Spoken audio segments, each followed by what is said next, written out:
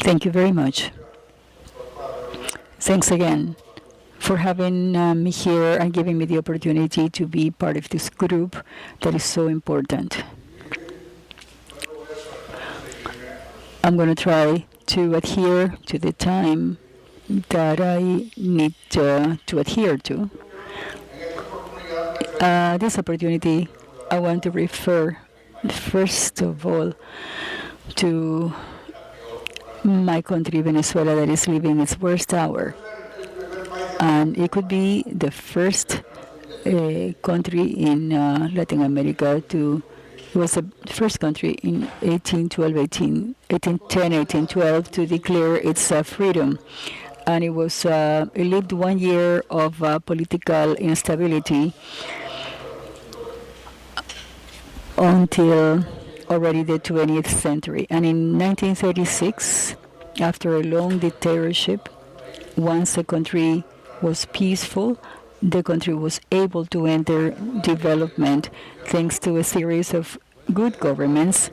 And yet, of course, it was still a country that was poor. It had a number of problems with a high degree of persons that didn't know how to read or write. And from there, it went quickly to a modern country with more than 3.5 million, from more than 3.5 million to more than 30 million towards the end of the century. So the country prospered quickly and greatly. Then the country had democratic institutions always in the 25 institutions that we have had, even though they were not complied completely. And then and that was starting in 1935. In 1958, and from there on, we were a country that was a modern country with alternative democracies, where each day was more and more, it was closer to the developed country. It was a country going great. Now, however, it's terrible. After some transparent votes, a person that was very close to the Cuban regime was elected, and he dedicated to make Venezuela a second Cuba, to obtain absolute power and vacate democratic institutions, violating laws and the institution itself. Today, 22 years after this, we are the country with the largest poverty index in the world, practically without our own, without any of our own monetary means. So we were an example to the world. Now we have destroyed hospitals, closed universities, insufficient production of food, the highest inflation of the world's history, with a minimum salary of $3.50 a month, per month.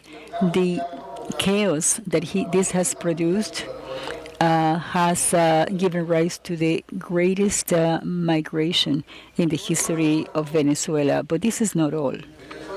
Venezuela, that serves Havana and the Forum of Sao Paulo, has become a point of contamination for the continent.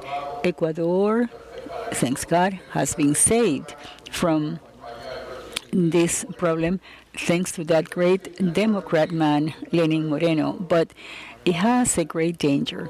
There is a great danger for Peru, Chile, Costa Rica, Argentina.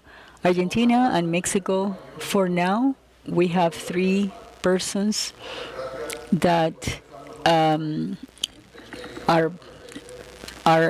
understand the danger, and however, in each electoral process, the danger is there. very vital. So what can we do? How can we conjure up that danger now and for always? Democracy cannot be democracy just like any. This democracy now has to be able to answer situations that are unpredictable. It has to be able to answer and fight against those that are trying to destroy it from within.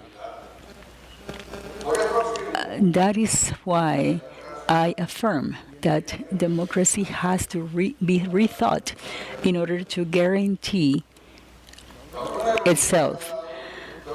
The European Union has already given a first step to veto the existence of Nazi, fascist, or communist parties. But anyway, something has to be done, and something has to be done very fast. Otherwise, democracy will always be, even in developed countries, will be in threat of dying because it is produced as cancer by its own organism. So we have to think, ladies and gentlemen, what is it that we can do to save democracy in our continent? Thank you.